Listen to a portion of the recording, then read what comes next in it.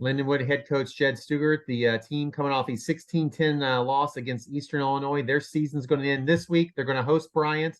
Coach, some thoughts on your team, and we'll go to some questions.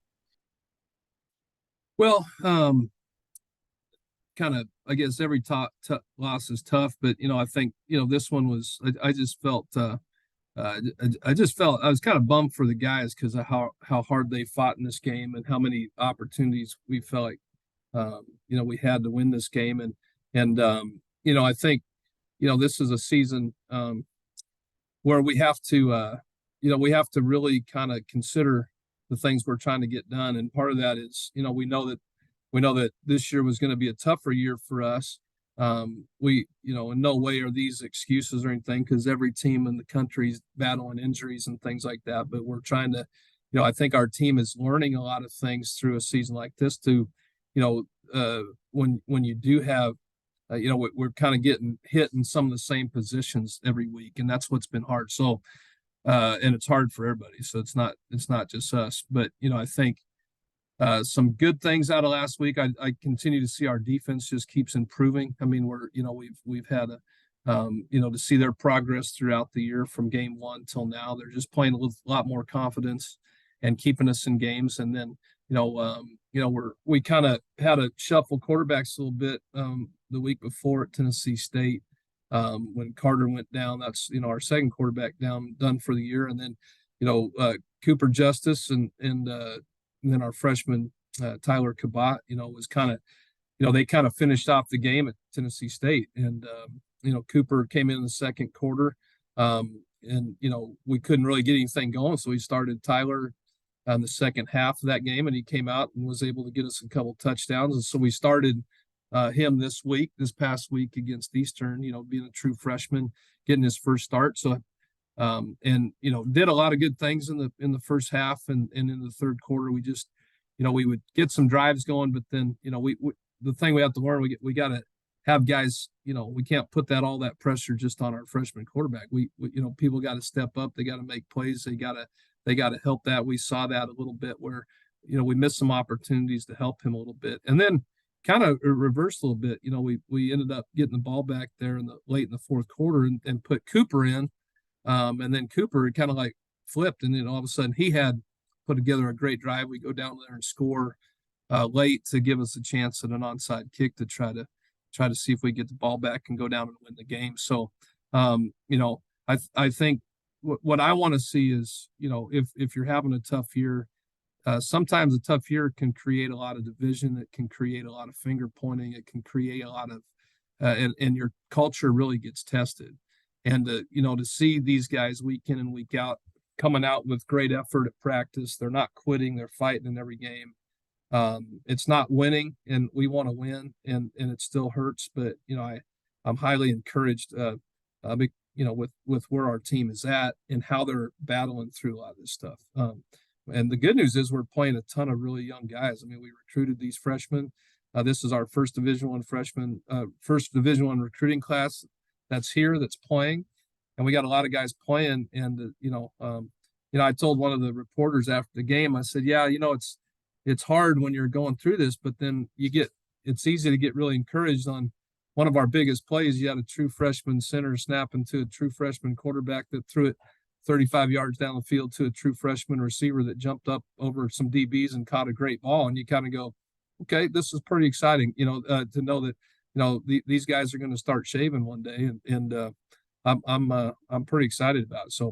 So very, I'm not ready to jump off top of the building, but at all, because I'm very encouraged about the direction of our team and how our kids and especially our young kids are developing. And so we're gonna, I like that coming out of last week, their attitudes, how they felt after the game, encouraged but disappointed, and I think that gave a little bit more hunger to really have a good week of prep this week and finish out this season strong against a very good football team that looks very similar to who we just played in Eastern Illinois. I think, really impressed with their quarterback and his leadership. He reminds us a lot of Cade a little bit when Cade was here. They're very similar in a lot of ways, and because that's another fun thing. It's an interesting thing when you're playing somebody brand new every week that you've never played.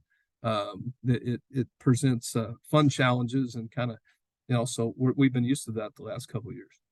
I'm going to ask you more about them in a minute, but like, how do you look at this in the transition period?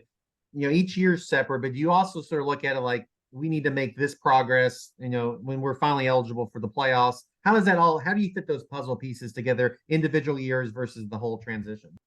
Well, I think, when it first happened, Kyle, we had to really sit down and say, okay, do we just go for an immediate quick fix and just, kind of do what you see some of these programs doing? Do we just start unloading guys and transferring guys in and all that stuff? And it's just philosophical. I'm not critical of people to do that because there's time that has also produced some success. I think because of that transition and knowing, we really felt like we had to build to the future. You and I were both a part of that transition at Northern Colorado, and I'm really going back to a lot of lessons, a lot of things that we learned at Northern Colorado, and even at Sioux Falls, going from NAIA to Division II.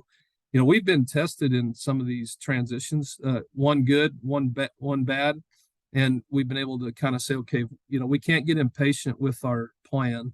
We can't get discouraged. And we keep explaining that to our kids, especially our young guys, like, hey, we have a plan, believe in this plan, and we feel very confident this plan is going to work. So, because we've kind of looked at that, say, hey, when we're eligible for playoffs, it's just like right now, we could be, we're sitting a lot of kids down, a lot of freshmen because they've played 4 games, and it's tempting to throw them back out there, but we're choosing to redshirt every kid of this class, basically for their sake. It's best for them, for their future here and having that extra year. And so, when you're getting really thin and there's some really good players standing on the sideline, it's tempting to say, hey, let's go play a couple more games, but we're trying to do right by them too. So like I said, I think we're on course for our direction. It's not showing up immediately in wins right now, but we're playing some close games. We're playing some tough games, and we're not going to veer. We're going to stay in our lane and do what we do, and not really, peek outside of the lanes that other people are doing.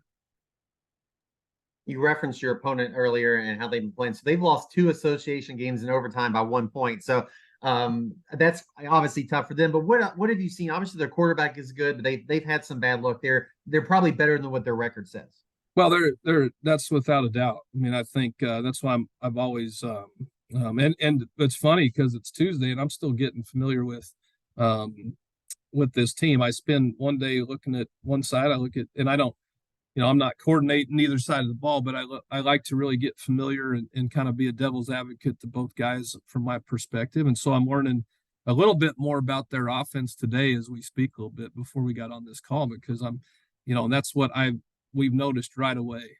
Sometimes you try to link a team up to somebody that's comparable. That's why I kind of mentioned, Eastern Illinois. I feel like there's a lot of similarities. You even saw that in that game. It goes down to a play, so, it was really impressed with Eastern Illinois' quarterback. And I think this guy is very, very similar. And again, we try to, as you game plan, you try to say, okay, who do they kind of emulate? Who are they kind of like? And that's why I even kind of referenced a little bit similar to when we had Cade here, that the kid really reminds me a lot of him. So, coach is doing a great job there because, like I said, you can't look at records, even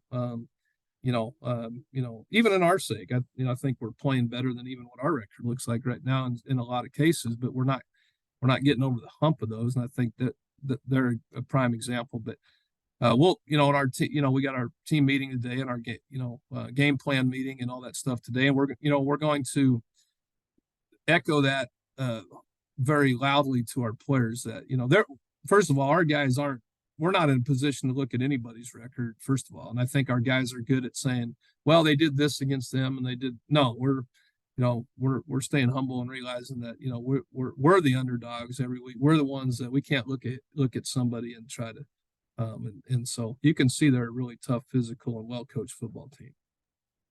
Coach, we appreciate you joining us this morning and all year long. Best of luck in your final game this week, and just appreciate the time all year. I always enjoy the time with you, Kyle. Have a great day. Thanks.